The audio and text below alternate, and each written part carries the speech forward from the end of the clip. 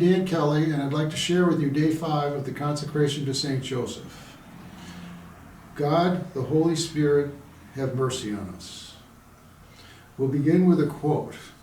Blessed William Joseph Chaminade said, "How great his, St. Joseph's, union with God, how sublime his gift of prayer, how wonderful the direction of the Holy Spirit."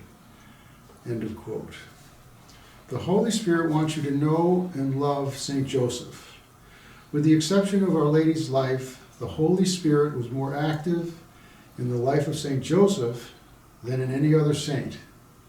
The earthly father of Jesus never did anything without seeking the direction of the Holy Spirit. St. Joseph's receptiveness to the Holy Spirit made it possible for him to communicate with God even while he slept. St. Joseph wants you to be docile to the direction of the Holy Spirit so that you can be led in the ways of holiness. What is holiness, anyway? Is it some unattainable spiritual summit you can never hope to reach? No, it is not. Holiness is living in intimate, loving communion with God. More specifically, holiness is observing the 2 great commandments of love of God and neighbor, and avoiding sin, leading a life of virtue, and abiding in sanctifying grace. None of this is possible without the Holy Spirit in your life. Wherever St. Joseph is present, the Holy Spirit is present. And St. Joseph would tell you that if you want to be filled with the Holy Spirit, there is one absolutely necessary thing: prayer. Without prayer, you will never be able to have intimacy with God. Without prayer, you will not be able to follow the direction of the Holy Spirit. Holy, you need to be like St. Joseph. You need to maintain a heart aflame with love of God and neighbor through committing to a devout interior life.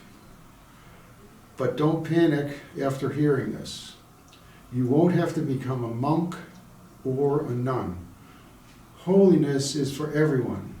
Yet no matter what your vocation in life, holiness is only attained by those who pray and have an active interior life, ignited and sustained by the sacraments, fueled by prayer, and a life of charity.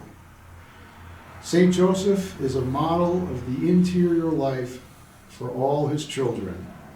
St. Joseph was not a priest, yet he is holier than all priests, including the patron saint of Paris priests, St. John Vianney. After Jesus and Mary, St. Joseph is the holiest, most prayerful, most virtuous person who has ever lived.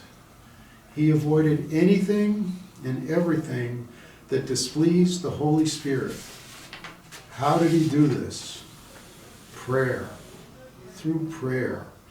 St. Joseph perfectly exercised the virtues of faith, hope, and charity, as well as the moral virtues of prudence, temperance, justice, and fortitude. Here's another quote by St. Joseph Sebastian Pelzar. Consider that the entire life of St. Joseph was interior and hidden in God. So little known to the world that but a few holy writers mention him in a few places, and of his death give no information. His was a life of prayer, quiet work, constant sacrifice, and at the same time, a life shining with the splendor of all virtues. End of quote. There has never been another quite like St. Joseph, and there never will be. Yet you can become another Joseph in this world. You can become an apparition of Joseph for others. If you imitate St. Joseph's dedication to prayer and the interior life, you can resemble your spiritual father. Consecration to St. Joseph will increase the Holy Spirit in your life.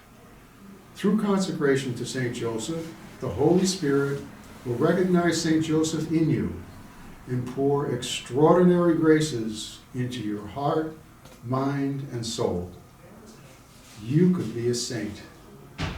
Ask the Holy Spirit to make you into another Joseph.